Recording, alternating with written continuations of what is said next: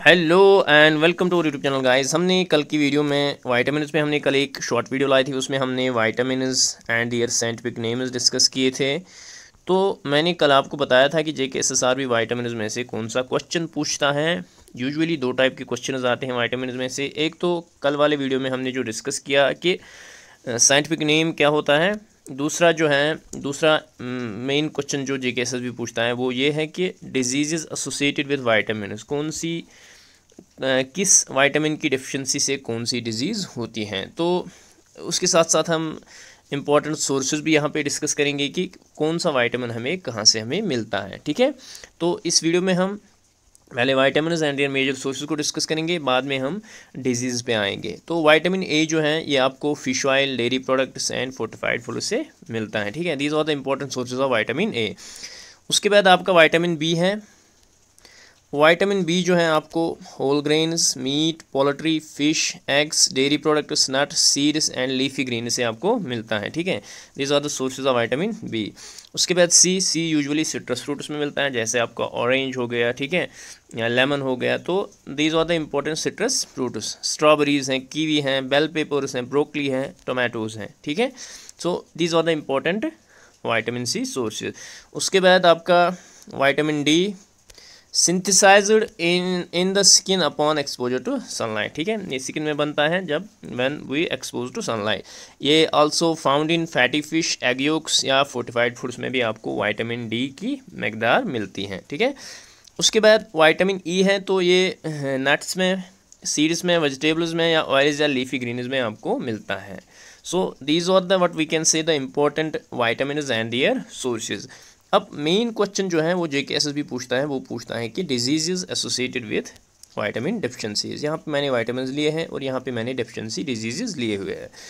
तो सबसे पहले हमारा आता है विटामिन ए। अगर विटामिन ए की डेफिशिएंसी हो जाए तो कौन कौन सी बीमारी लग सकती हैं।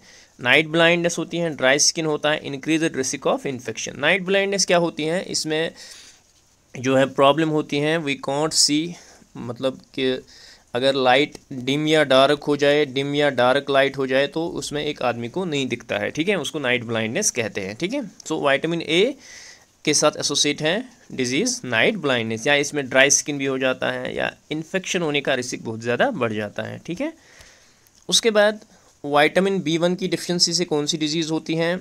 It is beri memory loss and confusion. Beri क्या है, बेरी जो है ये it is actually loss of appetite. ठीक है, जिसमें डाइजेस्टिव इरेगुलरिटीज़ होती हैं या नमनेस फील होती है। ठीक है, या इम्पेयरमेंट ऑफ नर्व्स और हार्ट हो जाता है। So all that is related to beri. या इसमें मेमोरी लॉस हो जाता है, इंसान चीज़ें भूल जाता है या कन्फ्यूजन वगैरह होता है। तो जिस इंसान को भी मेमोरी लॉस की हो सकता है उसको विटामिन B1 की डेफिशिएंसी हो। ठीक है, उसके बाद हमारा B2 आता है, विटामिन B2। इसमें जो है इसमें स्किन डिसऑर्डर्स होते हैं, चैप्ड लिप्स होते हैं, एनीमिया होता है या खून की कमी जिसको कहते हैं। तो these are the diseases that are associated with the deficiency of vitamin B2। उसके बाद है विटामिन B3। विटामिन B3 से पेलिग्रा, डर्मेटिस या डायरिया होता है। अब ये पेलिग्रा होता क्या है, इट इज़ एक्चुअली ये बॉडी में मतलब कि ओवरऑल हर जगह सिम्टम्स दिखाते हैं। आपका स्किन इफेक्ट होता है, आपका माउथ इफेक्ट होता है, या आपके अंदर बाउल प्रॉब्लम्स होती हैं, डायरिया वगैरह होता है, या ब्रेन के अंदर प्रॉब्लम होती है। तो ये ओवरऑल इट डैमेजेस ओवरऑल, ये नर्वस सिस्टम को भी डैमेज करता है, नर्वस सिस्टम को भी डैमेज करता है। ठीक है, दैट इज़ पेलिग्रा।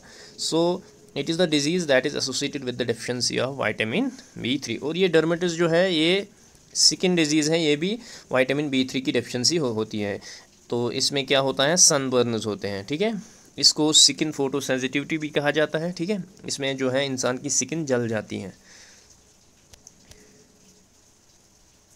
उसके बाद है vitamin B5, sorry vitamin B5 जो है इसकी डेफिशिएंसी से नम्बनेस, डिप्रेशन, इरिटेबिलिटी होती है। ठीक है, सो विटामिन B5 की डेफिशिएंसी से नम्बनेस, डिप्रेशन, इरिटेबिलिटी होती हैं। ठीक है, उसके बाद विटामिन B6 है, तो इसकी डेफिशिएंसी से एनीमिया, डर्मेटिस या डिप्रेशन वगैरह होता है। ठीक है, डिप्रेशन वगैरह होता है। Then we have vitamin B7। Vitamin B7 की डिफिशिएंसी से hair loss, nervous system disorders वगैरह होते हैं, ठीक है।